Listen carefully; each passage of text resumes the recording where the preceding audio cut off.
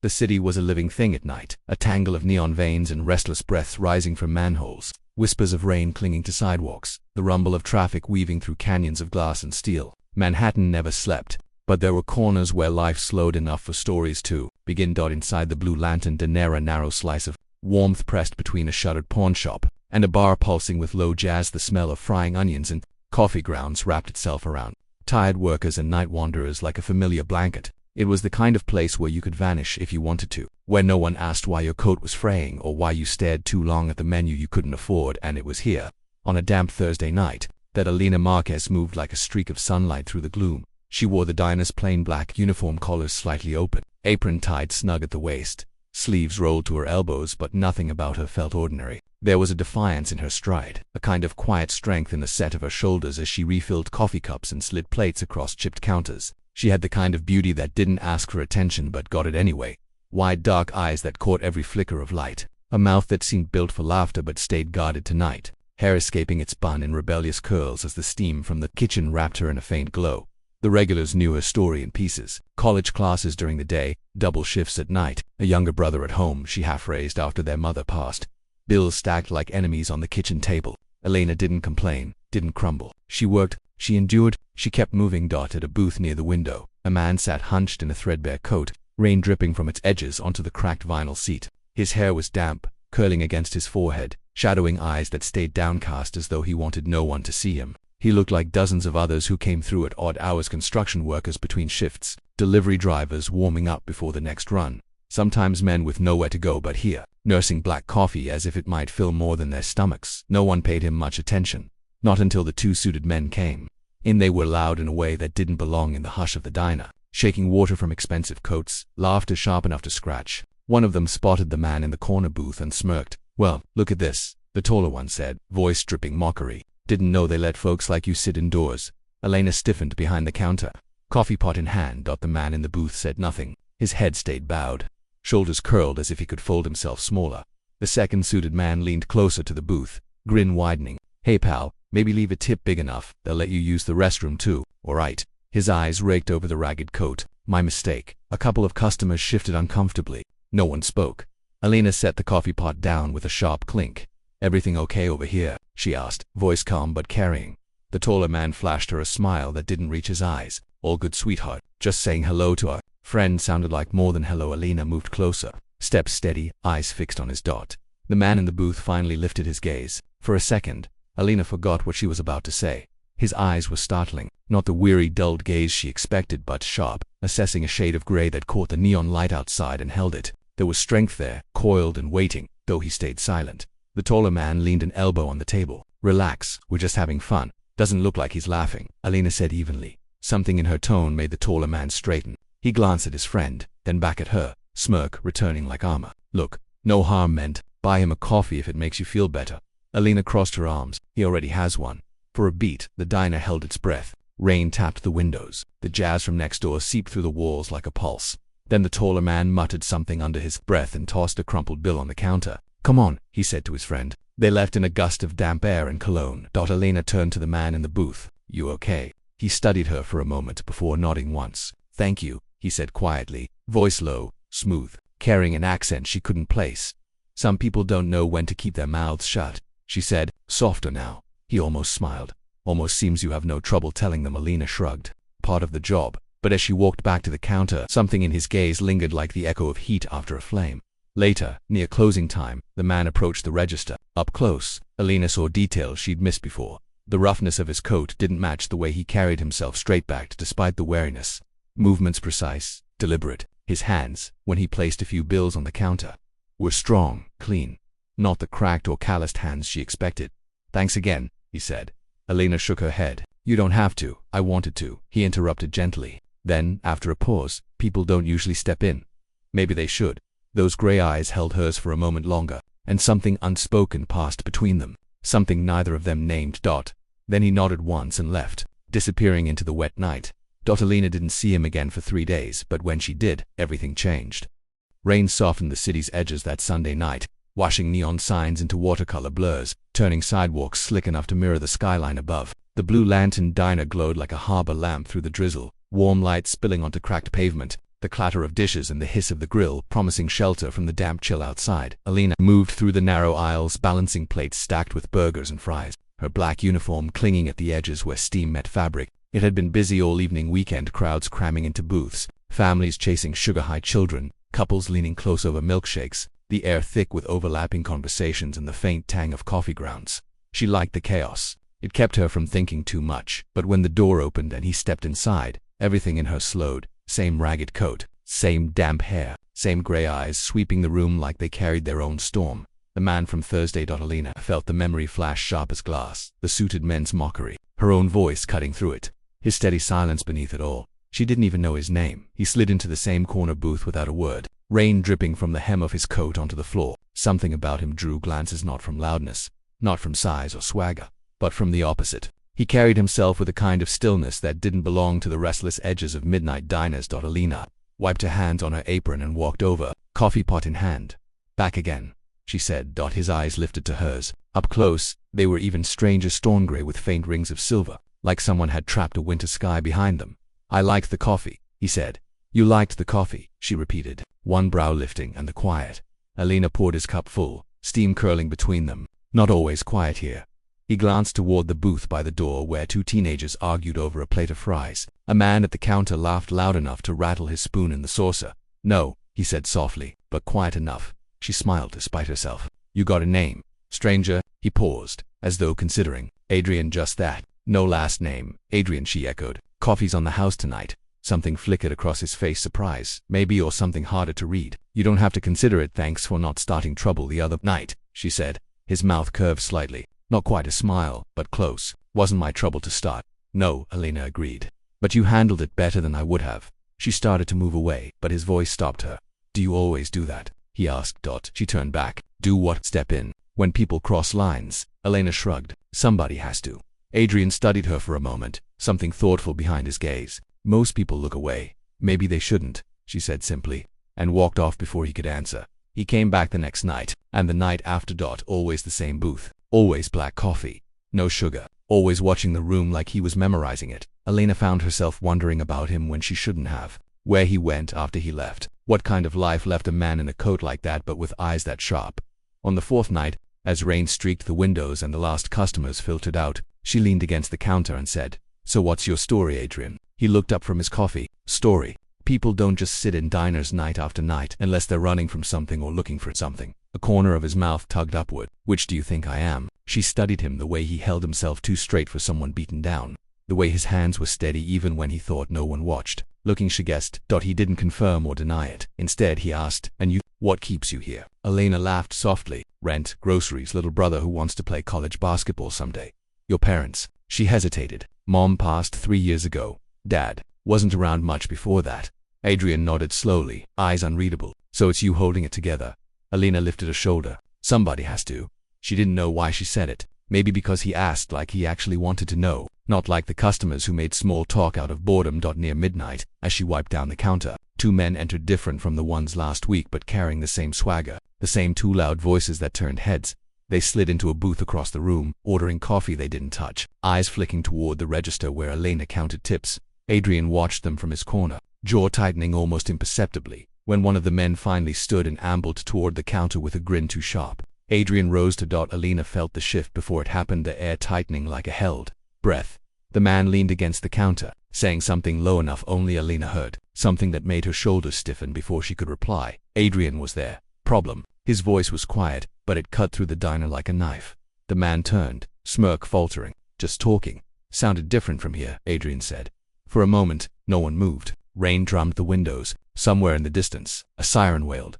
Then the man muttered under his breath and walked back to his booth. Adrian didn't sit again until they left. Elena watched him, unsettled by the calm way he carried himself, like someone used to bigger confrontations than this. When closing time came, she found him waiting by the door as she locked up. Do you walk home? He asked. Usually it's late. He said, I'll walk with you. She hesitated. I don't even know who you are. He met her eyes steadily. Maybe you will. The rain had stopped, but the streets still glistened under streetlights as they walked. Elena kept her hands shoved in her pockets, aware of him beside her, of the quiet way he moved, like he belonged to the night itself. At her building, she said, You don't talk much. Adrian's mouth curved faintly. Neither do you. She almost smiled. Fair enough, he nodded once. Good night, Elena. It startled her, hearing her name in his voice for the first time. "Good night, Adrian," she said softly. As she climbed the steps, she felt his eyes linger before he turned and disappeared down the street. And for reasons she didn't want to name, Elena lay awake far too long wondering if he'd come back tomorrow.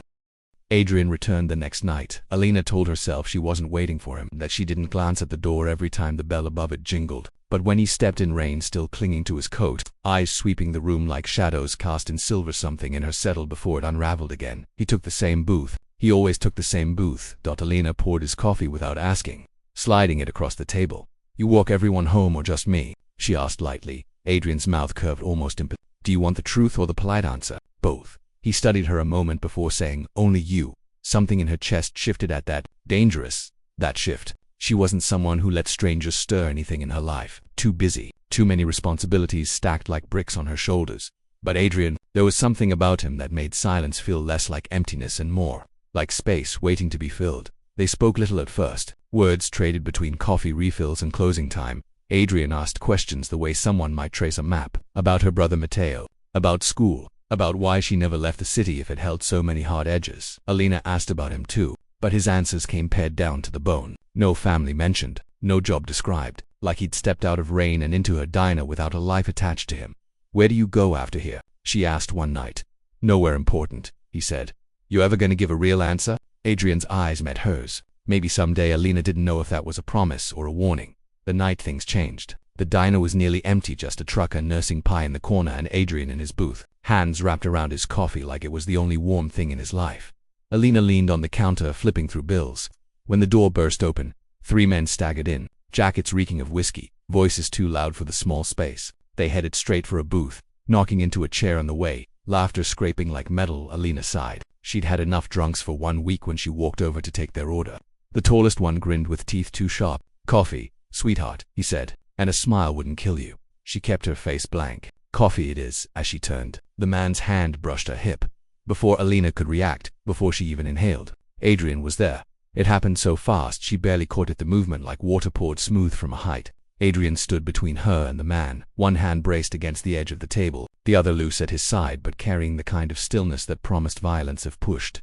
She said, "Coffee," Adrian said softly. The drunk sneered. "And who the hell are you?" Adrian didn't answer. He didn't need to. Something in his eyes made the man's smirk falter. The trucker in the corner watched with interest but didn't intervene. Elena stepped forward quickly. "It's fine," she said, though her pulse skittered. "Just leave it." Adrian's gaze didn't leave the man until the drunk leaned back, muttering something she couldn't catch. Elena delivered the coffee. No one tried anything again, but she felt Adrian's eyes on her for the rest of the night. After closing, when the neon sign flickered dark and the streets outside gleamed wet under street lamps, Adrian waited again. "You didn't have to step in," Elena said as they walked. "Yes," he said quietly. "I did." She glanced at him. "You always like this." "Like what?" "Jumping into fights that aren't yours." Adrian's mouth tightened, but he didn't answer right away. Finally, some things should be stopped before they start. Elena studied him. The coat, the silence, the sharpness under both. He didn't move like a man used to being cold or hungry, no matter what he wore. She wondered, not for the first time, who exactly he was. Halfway to her building, rain began again, soft at first, then harder, until water ran in silver sheets down the pavement. Elena yelped when a taxi sped through a puddle, drenching her legs. Adrian shrugged out of his coat without hesitation, draping it over her shoulders. "You'll freeze." She protested. "I won't," he said. Simply. Elena clutched the coat tighter anyway, its warmth seeping into her. It smelled faintly of rain and something expensive she couldn't name. "Thank you," she murmured. He glanced at her then, and for the first time she saw something unguarded in his eyes. Not softness exactly, something heavier, like he carried whole winters inside him and hadn't expected anyone to notice. At her door she hesitated. "You want it back. Keep it," Adrian said. "Why?" He held her gaze. "Maybe I like knowing you'll be warm." Before she could find words, he turned and disappeared into the rain, leaving her with a coat that didn't fit her and questions that wouldn't leave her alone. 2 days later, she found the answers arriving, in pieces she didn't yet understand, because that was the day a black car waited outside the diner. The day 2 men in dark suits walked in and said something that made the owner's eyes widen. The day Elena realized Adrian wasn't who she thought he was at all. The 2 men in dark suits didn't belong in the Blue Lantern diner. Their coats were too sharp, their shoes too clean, their voices too quiet for a place used to laughter bouncing off tile walls and orders shouted over the hiss of the grill. They carried the kind of presence that made people shift in their seats without knowing why, like shadows cutting through warm light. Elena stood frozen behind the counter as they spoke in low tones to Mr. Jennings, the diner's owner. His brows climbed higher with every word, his eyes flicking toward Adrian's usual booth in the corner of the booth that tonight was empty. The suits left after 5 minutes. But their absence didn't soften the air they left behind. Elena crossed her arms. What was that about? Mr. Jennings shook his head slowly. Said they were looking for someone. Didn't give a name? Did you tell them anything? Didn't have anything to tell, he said. But they looked like they were used to getting answers. Elena stared at the door long after it closed. Adrian arrived an hour later, rain dripping from the hem of his coat as always. He slid into his booth like nothing had happened. But Elena saw the way his eyes swept the room with sharper edges tonight. She brought his coffee, setting it down harder than necessary. You in trouble? His gaze lifted to hers. What makes you think that? Oh, I don't know, she said, folding her arms. Maybe the men in black suits asking about you like they're hunting ghosts. Adrian's jaw tightened almost imperceptibly before he looked down at his coffee. They shouldn't have come here. That's all you're gonna say? Elena demanded. His eyes met hers, then steady, unreadable, carrying something that looked a lot like regret. For now, Elena hated answers like that. That night felt different. The diner emptied early, leaving only Adrian in his booth, and Elena wiping counters that didn't need wiping. Outside, rain hammered the windows hard enough to blur the neon lights into bleeding smears of pink and blue. You ever gonna tell me what's going on? She asked finally, leaning against the counter. Adrian looked at her for a long time before saying, I didn't want you involved. Too late, Elena shot back. He almost smiled, but there was no humor in it. You deserve better than getting dragged into my mess. Then tell me what the mess is. Adrian leaned back in the booth, eyes fixed on something far beyond the diner walls. The men who came tonight. They work for someone who doesn't like not knowing where I am. Someone who thinks money buys answers. Elena frowned. And does it? It usually does, he said quietly. She studied him, the coat, the silence, the way he carried himself like someone used to being obeyed even when dressed like someone invisible. You don't talk like a man who sleeps on benches, she said. Adrian's mouth curved faintly. Maybe I don't. Elena crossed her arms. Who are you, Adrian? For a long moment, he didn't answer. The rain filled the silence like a drumbeat. Finally, he said, someone who left a life most people wouldn't walk away from, and ended up here, Elena murmured. And ended up here, he agreed. When she closed up, Adrian was waiting again. You don't have to walk me, Elena said, pulling on her coat. Maybe I want to, he said. They stepped into the rain-slick streets, the city around them pulsing with car horns and the glow of wet pavement catching streetlight halos. You ever think about leaving? Adrian asked suddenly. The city, everything, he said. Elena thought of bills stacked on her table, of Mateo's basketball shoes with soles wearing thin, of nights when exhaustion felt heavier than her own bones. Every day, she admitted. Adrian glanced at her. So why stay? Because someone has to keep things from falling apart. He didn't answer right away. Then, what if you didn't have to? Elena gave a short laugh. Then I'd probably sleep for a week. But something in his expression made her chest tighten, like he wanted to say more but didn't. At her building. She turned before climbing the steps. Those men, she said, they'll come back, won't they? Adrian's jaw flexed. Probably, and they'll want answers. Yes, Elena hesitated. Are you dangerous, Adrian? His eyes held hers for a long time. Not to you. The words landed heavy, like a promise too big for the space between them. 2 nights later, the promise shattered. Because the men in suits didn't just come back. They brought someone with them. Someone Elena recognized from newspapers stacked in the bodega down the street, face printed beneath headlines about boardrooms and billions. A face that looked exactly like the man, sitting in her diner booth every night with rain dripping from his coat. The diner froze the moment they walked in. 3 men in black coats, rain streaking off their shoulders, the storm outside following them like an obedient dog. To Elena recognized the ones who had come before, asking questions with voices too soft to be friendly. The third moved differently, shoulders squared, coat tailored to perfection, eyes cutting through the blue lantern like searchlights. And when those eyes landed on Adrian, the room seemed to shrink. Elena stood behind the counter, coffee pot halfway to the burner, heartbeat pounding against her ribs.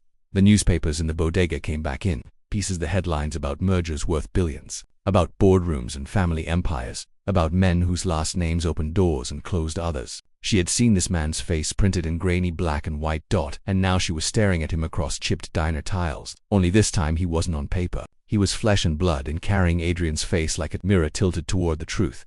Adrian didn't move when they reached his booth. Mr. Cole, the suited man said, voice low but carrying. Your father's been looking for you. Elena blinked. Cole. The name clanged in her head, like a dropped dish. Adrian lifted his coffee, sipping slowly before setting it down. So he sent the cavalry. You've been gone 2 weeks, the man said. Not long enough, Adrian replied. The man's jaw flexed. We should talk somewhere else. Adrian's eyes slid briefly toward Elena, then back. I'm fine here. The man followed that glance, eyes narrowing slightly at her before returning to Adrian. Your father's patience has limits, so does mine. Adrian leaned back. Movements unhurried, voice calm enough to be dangerous. Tell him I'll be in touch when I decide what I want. The man looked like he wanted to argue but thought better of it. Instead, he nodded once, turned, and left with the others as silently as they'd come.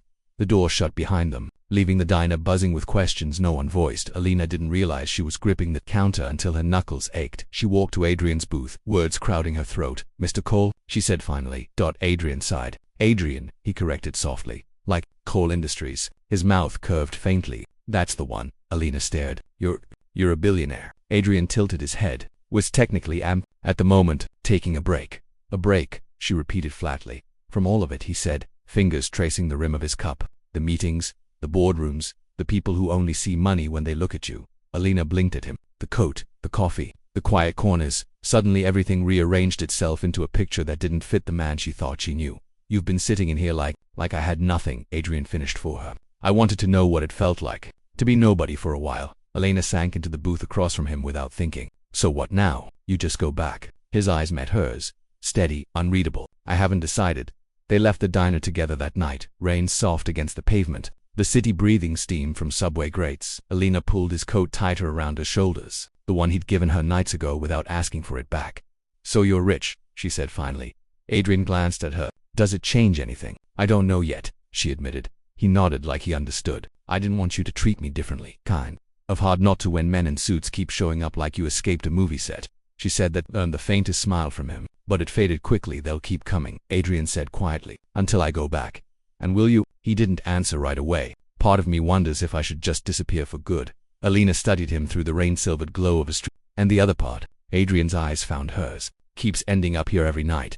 They stopped at her building, rain dripping from the awning above the door. Why this diner? Elena asked softly. Out of the whole city, why here? Adrian hesitated. Because the first night I walked in, someone told two arrogant men to leave me alone without knowing a thing about me. Elena felt heat creep up her neck. That was nothing. It was everything, he said.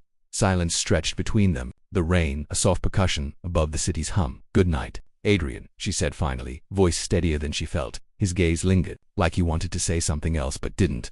Good night, Elena. 2 blocks away. A black car idled at the curb, headlights off. Inside, the man from earlier spoke into his phone. Double quotes. Yes, sir, he said. We found him, but there's someone else involved.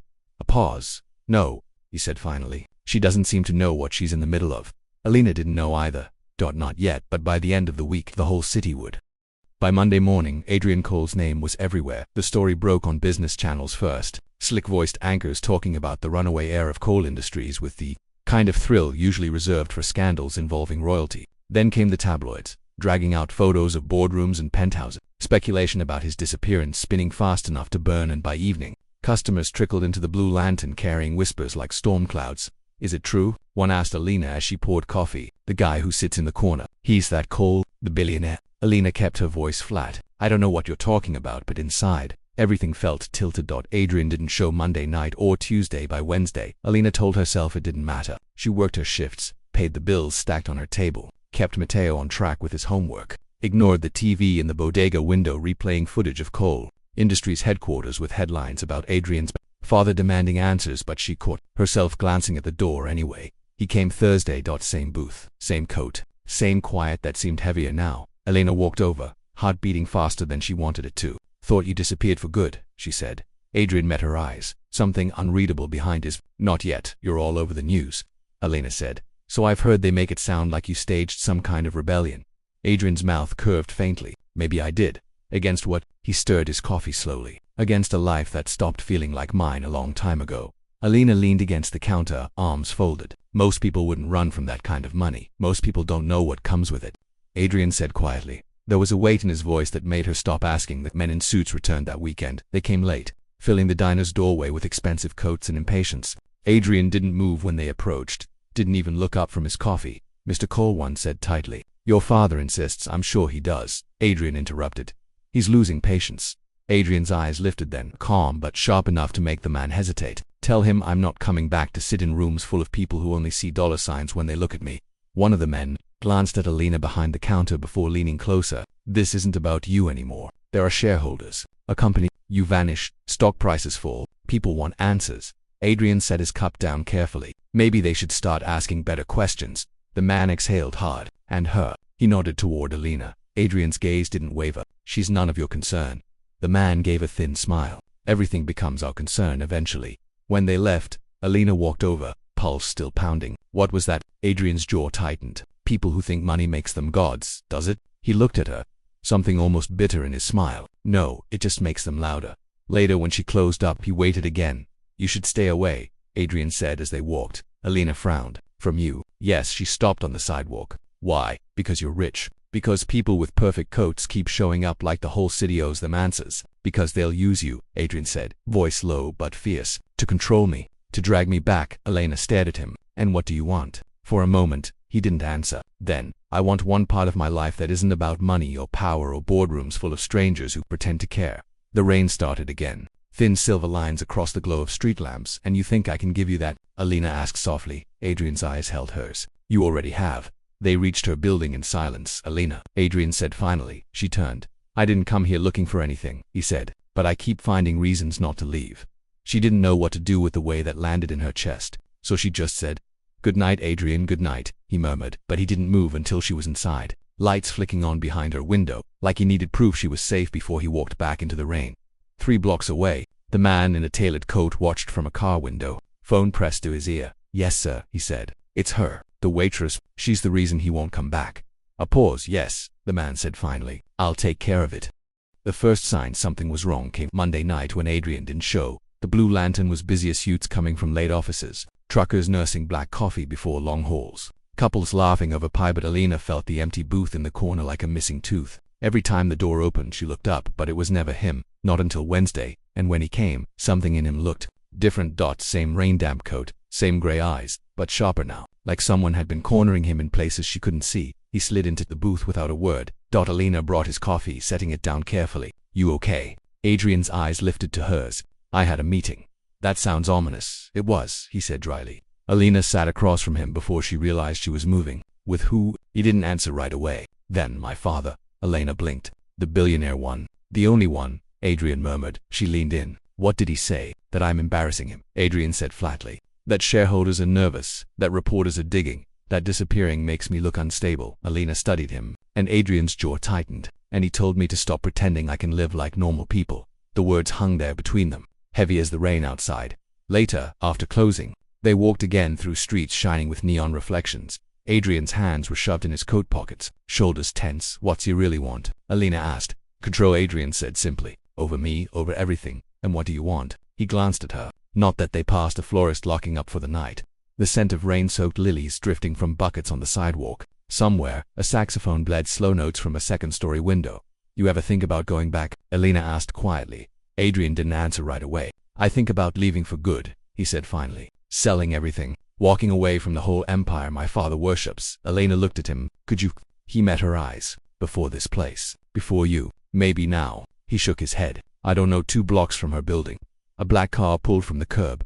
Adrian saw it first, shoulders tightening. The window rolled down. The man in the tailored coat leaned out. Mr. Cole, he said smoothly. Your father requests your presence tomorrow. Urgently, not interested. Adrian said without stopping. The man's gaze slid toward Elena walking beside him. He thought you might say that. He also thought she might help change your mind. Adrian stopped then, slowly, deliberately. That a threat? An invitation, the man said mildly. Adrian stepped closer to the car, rain dripping from his coat. Stay away from her. The man smiled faintly. Then come home, Mr. Cole, before someone else gets involved.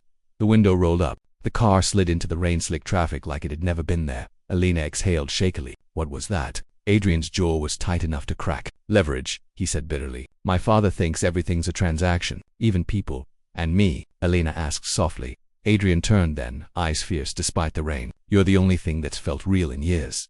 The words landed like thunder rolling low across the skyline. Elena didn't move. Neither did he. Rain streaked between them. Silver in the streetlight glow. The city a hum around their silence. At her building. She handed back his coat for the first time. Keep it, Adrian said. No, Elena said softly. I think you're about to need it more than I do. He looked at her a long time, like he wanted to say something else, then nodded once and walked into the night. The next afternoon, headlines screamed about an emergency board meeting at Cole Industries. By evening, the Blue Lantern's corner booth was empty again, and by closing time, so was Elena's chest. 3 days passed before she saw him again, but when she did, nothing between them was the same. Adrian returned on a Sunday night that carried the weight of winter in its wind. Elena nearly dropped the stack of menus in her hands when he walked in, not just because it had been 3 days since she last saw him, but because something in his eyes looked different. Not sharper, not heavier, calmer, like a storm had burned itself out somewhere she couldn't see. He slid into the corner booth. Same coat, same quiet. But when Elena set his coffee down, he met her gaze with something steady enough to still the rest of the room. "You're okay?" she asked softly. Adrian wrapped his hands around the cup. "My father knows about you," he said without preamble. Elena's chest tightened. "The man in the car works for him," Adrian said. "But this isn't about threats anymore." "Not really, then what is it?" Adrian looked at her for a long time before answering. "A choice." The board meeting had been chaos. Adrian told her about it later, voiced low, like he didn't want to carry any of it out into the night more than he had to. His father demanding obedience, demanding Adrian stop embarrassing the family name, demanding he give up this rebellion before the company unraveled any further. And Adrian had sat there, rain dripping from his coat onto the carpet of that gleaming boardroom, and told them all no, told them he was done being what they wanted, told them he wasn't coming back. Elena stared at him across the booth. "You walked away from all of it." Adrian nodded once. "Every last cent of it. The houses, the cars, the company." She shook her head slowly. "For what?" His eyes held hers.